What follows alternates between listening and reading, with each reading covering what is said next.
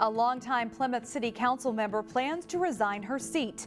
Judy Johnson served on the Plymouth City Council for 20 years, including 4 as mayor. Judy Johnson is stepping down because Governor Tim Walz appointed her to serve on the Metropolitan Council. The Met Council oversees growth and planning in the 7-county Twin Cities region. Johnson will represent District 1, which includes Plymouth and Maple Grove.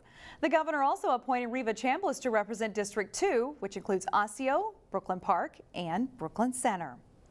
The choice to become superintendent of Osseo area schools will not officially begin his new role until the summer. Corey McIntyre told CCX News he's excited about the opportunity to lead Minnesota's 5th largest school district.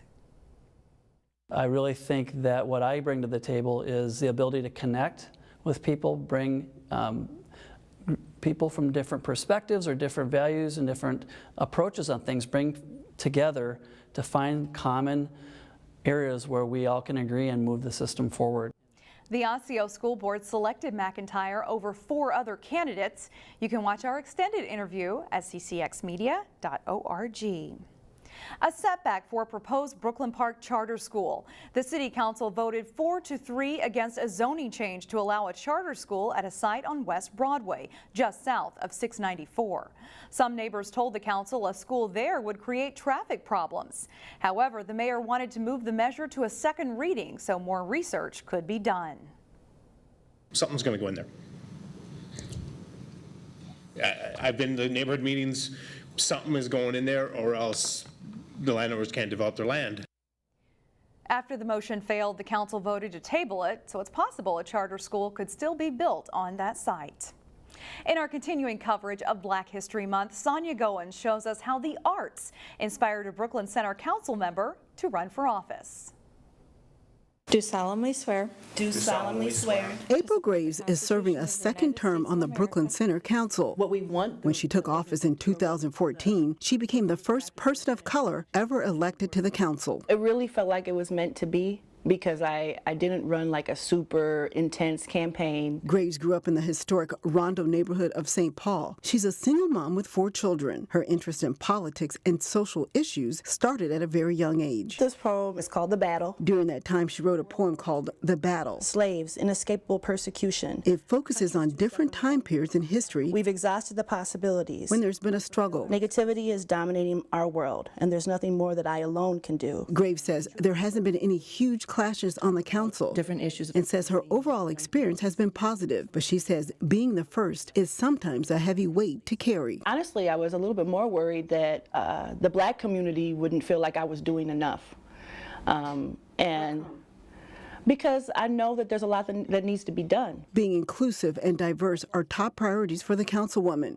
According to the state, Brooklyn Center is one of the most racial diverse communities in Minnesota, with 57% people of color. Different council members from different walks of life can then bring their experiences back to their community and help to bridge some of those divides between different cultures. Graves would like to see more minority-owned businesses in the city. Small business incubators and storefronts that's really accessible for people of color and lower income people to get there. One of her success stories is helping to expand the summer job program. A lot of the time race and economics do connect, and so I think if we find ways to lift up, like we're doing with the youth summer jobs program, Brooklink, most of the kids that utilize that resource are youth of color. Gathering as one. Graves says she's humbled and honored to serve Brooklyn Center. The truth is, whether we win this battle, and she looks forward to improving the lives left up to all of you. Of all of her constituents. In Brooklyn Center, Sonia Goins, CCX News. Students from Champlin Brooklyn Park Academy enjoy a unique learning opportunity. As Delane Cleveland reports in today's School Spotlight, field trips aren't just a fun distraction, they're part of the curriculum. Snowshoeing actually can be done by anybody that can get out hiking. Field trips are always a joyous occasion for kids, even if it means having to trudge through Minnesota's frozen tundra. Because we can just get out of the classroom, do stuff other than sitting in a chair.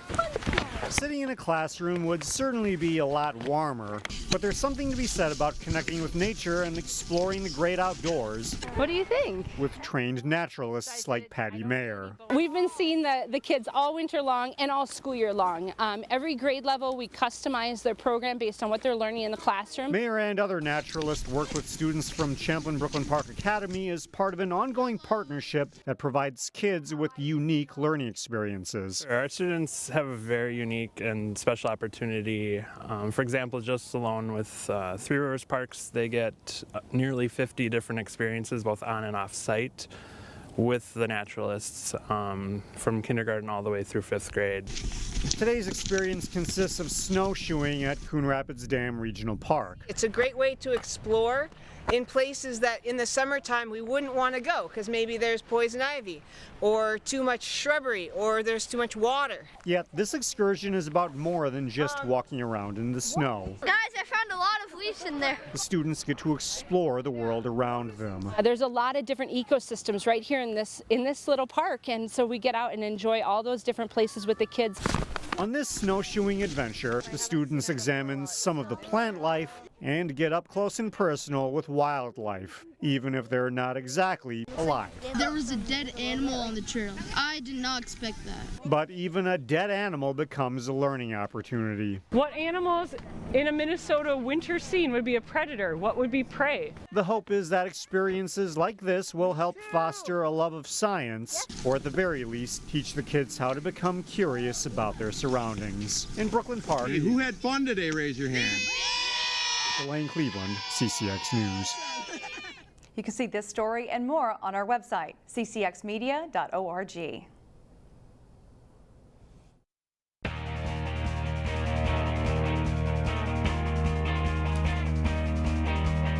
The Benilde-St. Margaret's boys hockey team faces top-ranked Edina on Wednesday night for the Section 6 AA title. Jason Malillo visited the Red Knights and has this report. Benilde-St. Margaret's is one win away from the state tournament, and standing in the way is #1 ranked Edina. But don't call the Red Knights underdogs. I mean, if you ask our team, we don't think we're the underdogs, but to everyone else we are. I think we have a great chance. They obviously have a lot of good players over there, but I think our depth will benefit us in the end. They have a lot of really good players, but I think that our depth can challenge their lower lines. Benilde's speed can overwhelm some teams, but the Hornets can fly too, which should make for an exciting game on the big ice at Mariucci. We're a program that's predicated on speed, and puck movement and attack, but again, Edina's got plenty of speed too, so I'm not so sure it's as advantage as some people think it is. But you know what? But in all honesty, we're not a very big team, so having a little bit more room out there will probably be advantageous for us. BSM hasn't made the state tournament since 2012, so being on the brink of a section title is very special to this group. I mean, me and Schweitzer, we've never even won a section game before until this year. And going all the way to the finals, it's huge. We have a great history in our program, and everyone knows that, and the past few years haven't been that great, and we just want to be the team that gets it back to where it was. In the playoffs, the pressure mounts, and every game could be your last.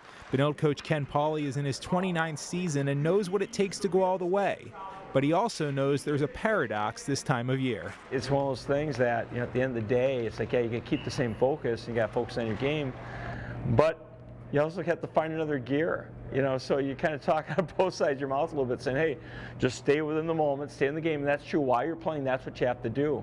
But your mentality has to be, you know what, each stage gets bigger at this point, and you really have to want that and embrace that, because if you don't, then I think the nerves can overtake you and you lose it.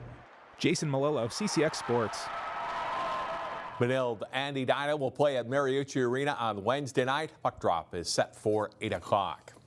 It's state tournament week in prep wrestling. On this week's Sports Jam show on CCX, Jay Wilcox profiles Wayzata State entrant Cael Swensen. Here's a clip from that story.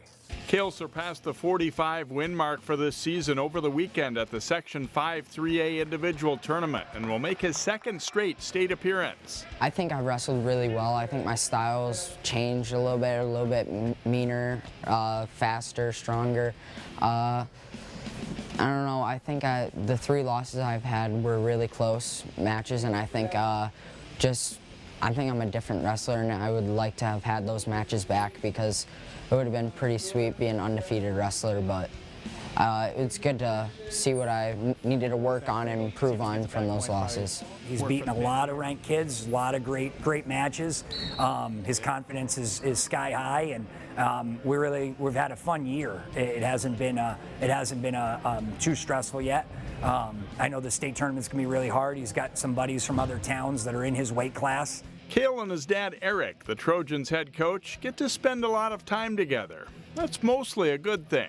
I think it's benefit me a lot because he gets that one-on-one where he sees what I need to work on, and then when I go to Minnesota Elite and have workouts with private coaches, he's there to be able to say what I need to work on and also be able to push me when some other kids might be slacking a little bit.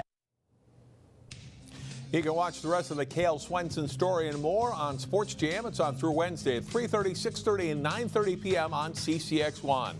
High boys basketball coming up Wednesday night on CCX as Maple Grove hosts Champlin Park at 7 o'clock. Both teams are 19-5 on the season.